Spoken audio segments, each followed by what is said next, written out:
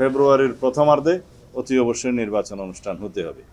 আমি তার সাথে যুক্ত করেছি যদি নির্বাচন অনুষ্ঠানে কোনো অনিশ্চয়তা দেখা দেয় কোনো না কোনোভাবে, তাহলে পরে সেটা আমাদের জাতীয় নিরাপত্তার জন্য হুমকি হবে। আমরা 3 জন বক্তব্য দিয়েছি। আইনমন্ত্রী আইন উপদেষ্টা বক্তব্য দিয়েছেন, মাননীয় প্রধান উপদেষ্টা বক্তব্য রেখেছেন, তার আগে প্রারম্ভিক বক্তব্য প্রফেসর আলী রিয়াজ সাহেব দিয়েছেন।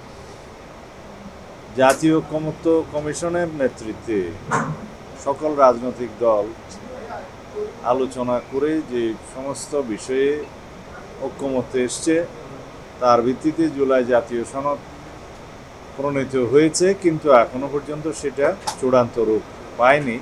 কিছু কিছু কারেকশন আছে, সেটা আমাদের পক্ষ থেকে আমাদেরকে আমরা জানাবো, তবে সেটা মেজর কিছু নয়। আলোচনার বাইরে কিছু কিছু বিষয়ে সনদ অন্তর্ভুক্ত হয়েছিল বিদায় সেই বিষয়ে আমরা দৃষ্টি আকর্ষণ করেছি। সেই সনদের খসড়া আমাদের কাছে আছে, সেটা আমরা জমা দেবো। কিছু কিছু কারেকশন আছে, অবজারভেশন আছে, সেগুলো সহ। ইতিমধ্যে জাতীয় সনদে, জুলাই জাতীয় সনদে স্বাক্ষরের জন্য প্রত্যেক দলের কাছে 2 জনের নাম চেয়েছিলেন। আমরা আমাদের দলের পক্ষ থেকে 2 জনের নাম প্রেরণ করেছি পত্রযুগে, সেটা আরও 2 দিন আগে। অন্যান্য দলের পক্ষ থেকেও নিশ্চয়ই ইতিমধ্যে দেয়া হয়েছে, কেউ কেউ হয়তো এখনো দেয়নি, হতে পারে। আমরা জুলাই জাতীয় সনদে স্বাক্ষরের জন্য প্রস্তুত। আমরা আগেও আমাদের সেই অবস্থানটা ব্যক্ত করেছি।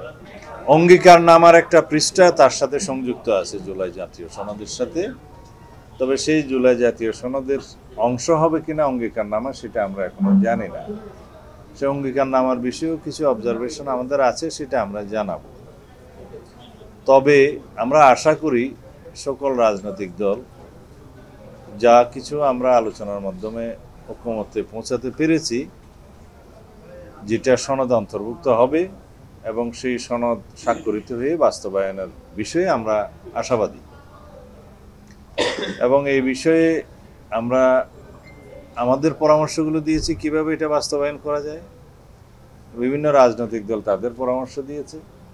বিগত দিনের আলোচনায় যে সমস্ত পন্থা বিভিন্ন রাজনৈতিক দলের পক্ষ থেকে উত্থাপন করা হয়েছে তার পরিপ্রেক্ষিতে আমাদের জবাব আমরা দিয়েছি, সেটা আপনারা নিশ্চয়ই দেখেছেন, সেটা মিডিয়াতে আছে বিস্তারিত। এর বাইরেও আমরা প্রস্তাব রেখেছি, যদি আরও কোনো আইনানুগ পন্থা, বৈধ এবং সাংবিধানিক পন্থা খুঁজে বের করা যায় তাহলে আমরা সেটাও মেনে নেব। কিন্তু আমরা এমন কোনো খারাপ নজির স্থাপন করতে চাই না যেটার মধ্য দিয়ে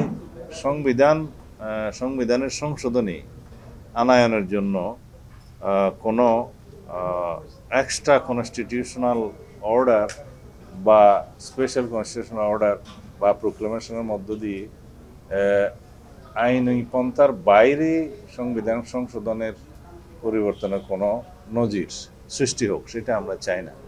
তো সেই জন্য আমরা বলেছি, মানে প্রধান উপদেষ্টার কাছেও আমি আহ্বান জানিয়েছি যে আপনি বিচার বিভাগের পরামর্শ নিতে পারেন, সুপ্রিম কোর্টের আপিল বিভাগের পরামর্শ নিতে পারেন যে এই সনদ বাস্তবায়নের জন্য আইনি কি প্রক্রিয়া ফলো করা যায়, অনুসরণ করা যায়, অথবা এর বাইরেও যদি কোনো আইনানুগ কোনো প্রক্রিয়া বের করা যায় তাতেও আমরা একমত হব।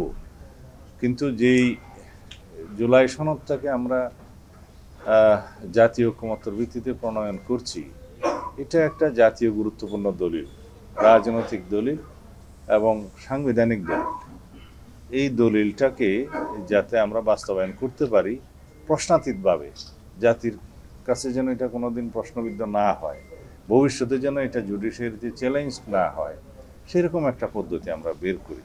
সেই জন্যে আমি এখানে সুপ্রিম কোর্টের মতামতের জন্য আজকে আহ্বান জানিয়েছি যে মতামত নিতে পারেন।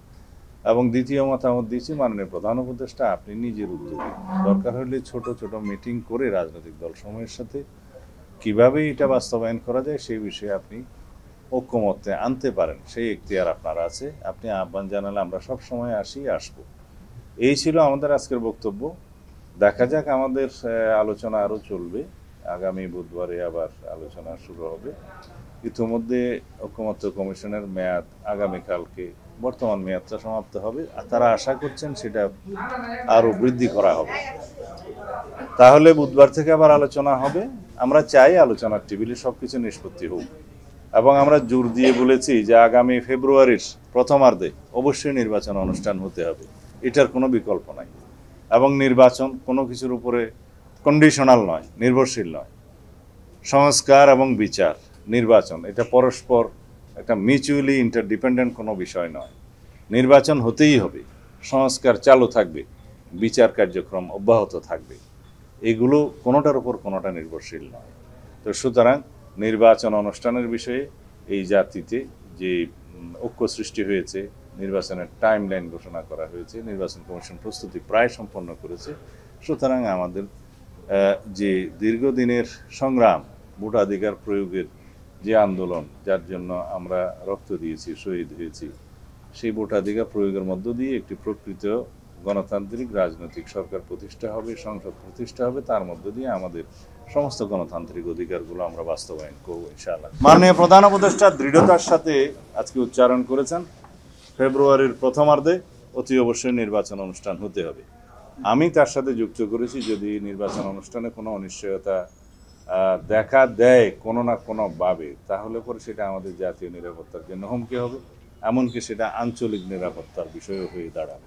সুতরাং এই বিষয়ে তিনি দৃঢ় সংকল্প, উপদেষ্টা পরিষদ দৃঢ় সংকল্প, জাতি দৃঢ় সংকল্প। অবশ্যই আমাদেরকে সেই নির্বাচন অনুষ্ঠান করতে হবে, এবং সুষ্ঠু, অবাধ ও নিরপেক্ষ জাতীয় অনুষ্ঠানের মধ্য দিয়ে আমরা বিশ্বের মধ্যে একটা নজির স্থাপন করতে চাই।